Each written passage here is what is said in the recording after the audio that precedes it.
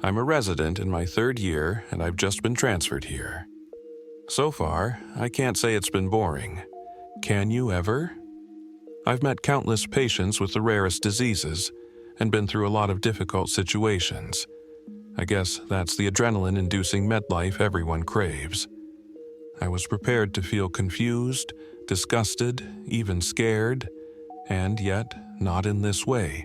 I haven't been too precise. Let me rephrase. The hospital I've been transferred to is in the middle of nowhere. I'm talking forgotten village in a valley. Almost no signal, maximum 300 people. Why would I take this job, you ask? Well, they pay me well, and you know how difficult it is for residents to actually make some money. My parents were skeptical at first. Why would they look for staff so desperately that they're willing to pay you that much? Well, Mom, frankly, it's not my business. It is if they're making you do weird shit. Joe, no bad language around little Mel. My mother shushed my sister. Will they, though? She followed, frowning. I don't think so. They're just lacking personnel. Think about it.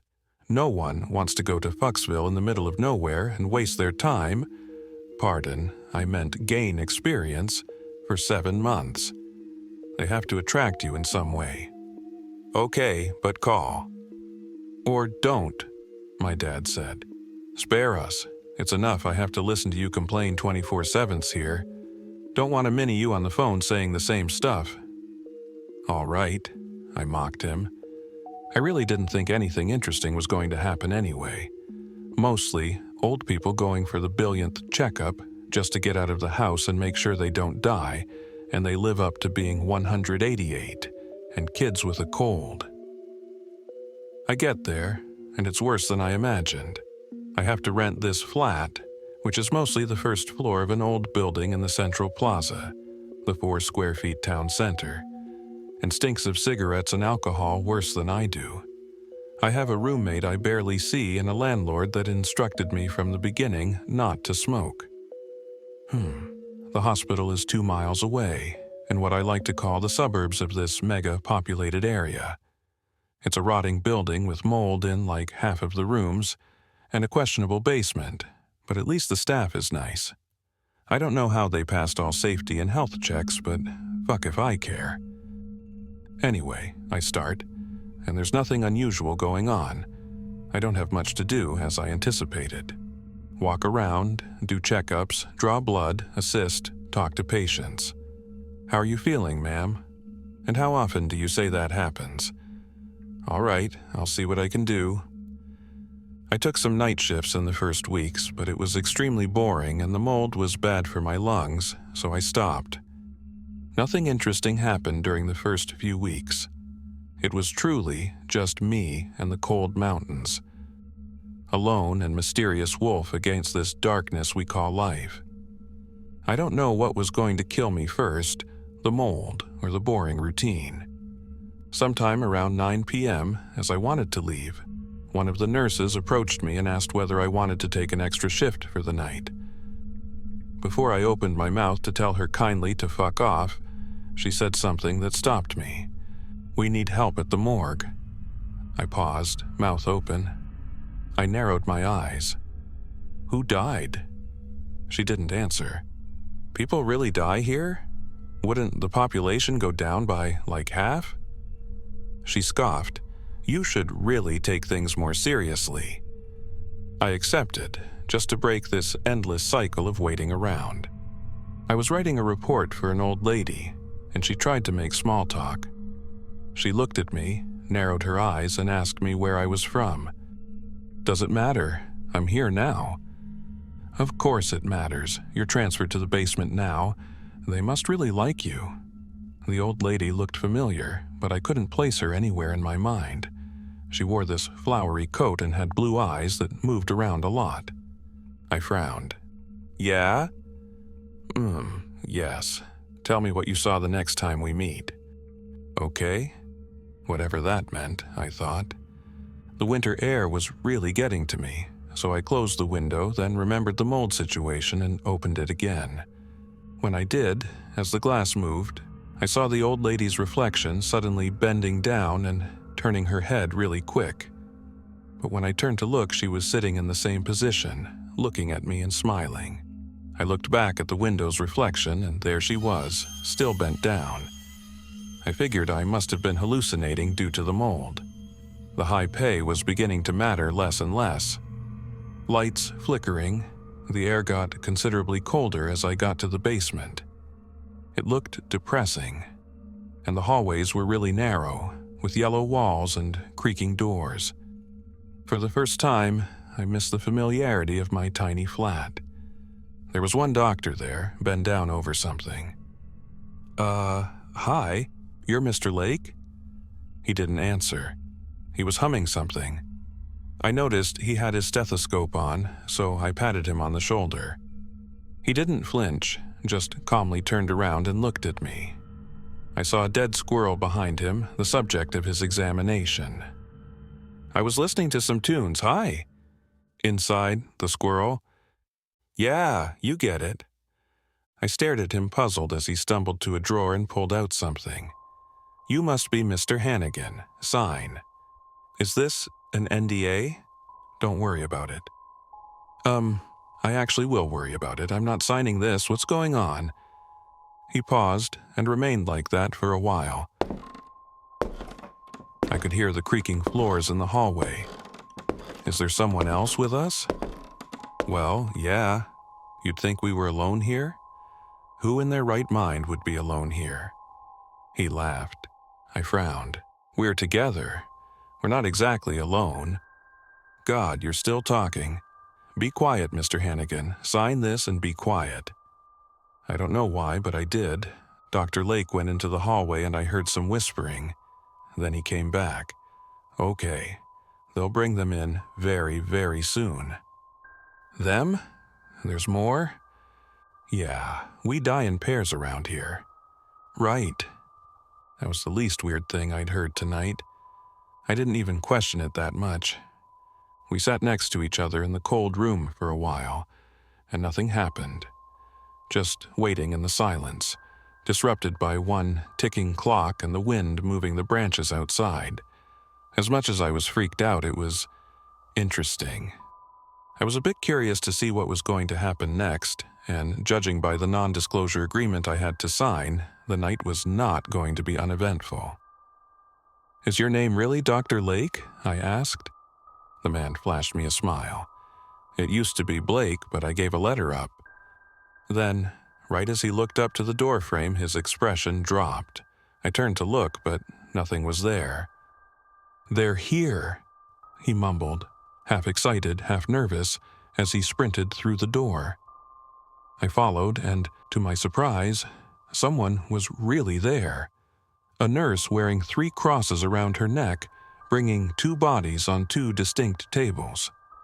When she saw us, she nodded.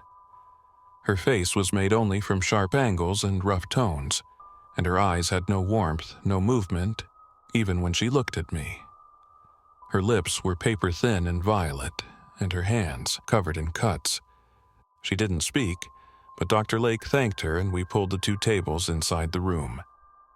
The post-mortem room was cold and sterile, its metallic surfaces gleaming under the harsh, clinical lighting that cast sharp shadows across the space. In the center of the room, the 2 stainless steel tables stood like grim altars, each one slightly angled with drainage channels for fluids. The air smelled faintly of disinfectant, a sharp contrast to the heavy silence that seemed to settle over everything. Along the walls, cabinets held an array of gleaming surgical tools, scalpels, bone saws, forceps, all meticulously arranged for easy access. A ventilation system hummed quietly, ensuring the air remained cool and sterile, while a sink in the corner provided a steady trickle of water. The sound a soft but constant reminder of the room's grim purpose. Yeah, air ventilation. Good luck beating the mold, I thought, but noticed that this room seemed to be free of mold. It was almost as if it didn't belong to the hospital. "Mr. Hannigan, I need you to take out a notebook and write down what I tell you." I obliged, expecting instructions, initial observations, or anything like that. Right. Rule 1. Rule 1. Don't talk to strangers.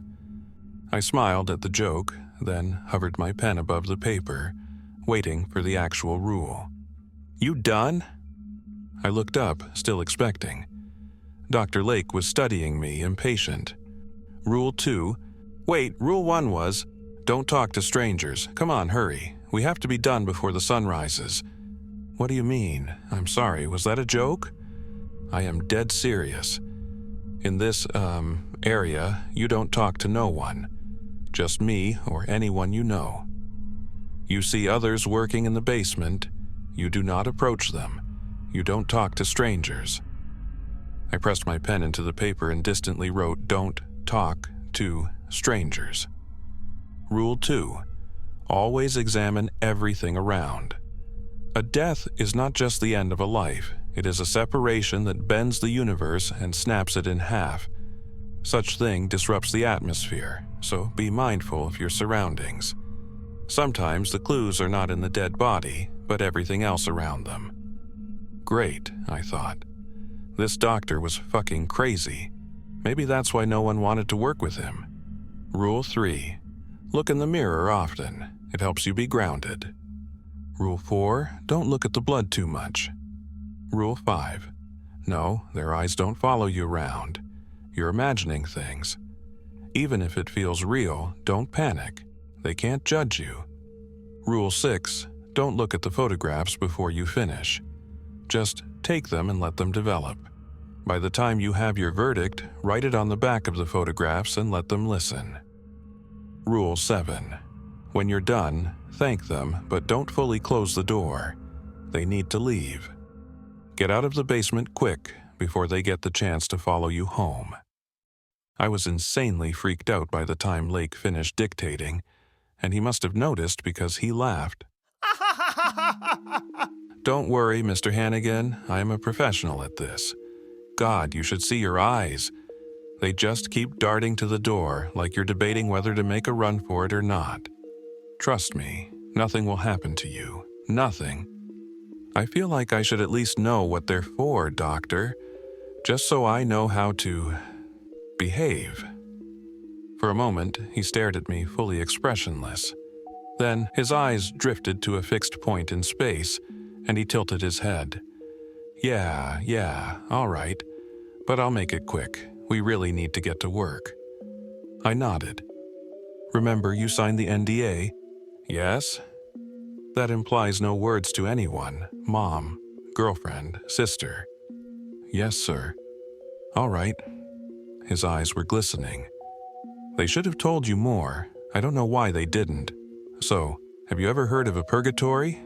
Purgatory, in religious and spiritual contexts, particularly in Roman Catholic theology, is a state or place of purification or temporary punishment where souls of those who have died in a state of grace undergo purification to achieve the holiness necessary to enter heaven. It's not a place of eternal damnation like hell, but rather a transitional state for those who are not yet ready to stand in the presence of God. I nodded, and somehow in the silence of the room, in the cold company of the two sheet-covered bodies, it felt like I wasn't the only one listening. In a broader, non-religious sense, purgatory can refer to any kind of liminal, in-between state of suffering or waiting, where someone endures hardship without yet reaching a final resolution or outcome. There are numerous energetic points on Earth where the fabric of out-telluric plane shifts and gathers, and accumulations of energy do happen. Those places become heavy and very important to the passing of souls. His eyes were locked on mine. Listen, Hardin. I hadn't expected him to say my name. This is one of them. I opened my mouth to speak, but he motioned at me to shut up. This village is built specifically for these. Long ago, way before history got its name, our people realized that. Right when we came to know what a ghost is, and when we tried to communicate with them, we found out. Purgatories happen on Earth because the spirit is still very human and tied to its body. This hospital is specialized in this.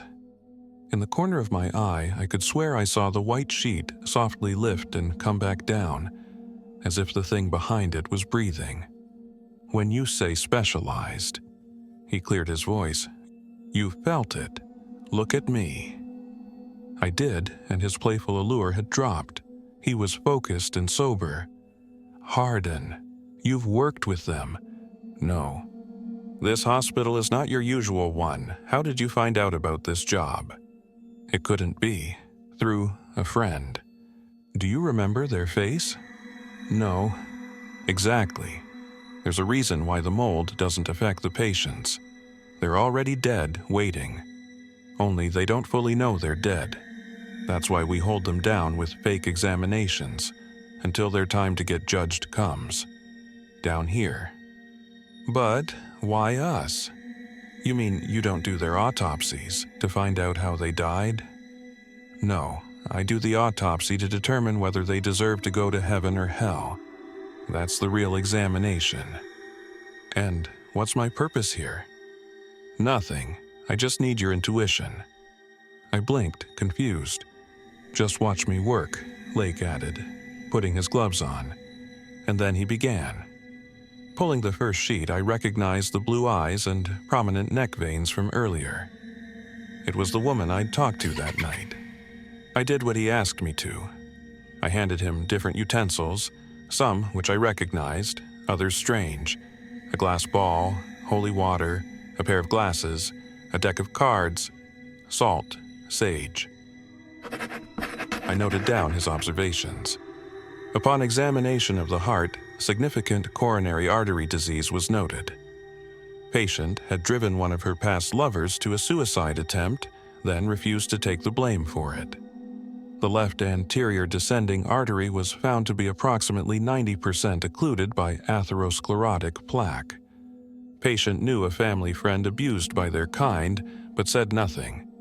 The notes kept going, and all I did was stand and write. He took some pictures for the file, then after 2 hours he declared he'd finished and started putting her back together. You have your verdict? I asked. Yes, I do. That's when you come in. I have concluded the theoretical research. I need you because you don't have any knowledge in this field and are objective. To use this stethoscope and listen to her chest, hear her song, and tell me what it is. That's how she presents herself to others, and I need it to conclude my research. Hesitant, I put the stethoscope on and placed it on the woman's chest. I hear nothing. Wait, I did. At first, she was silent.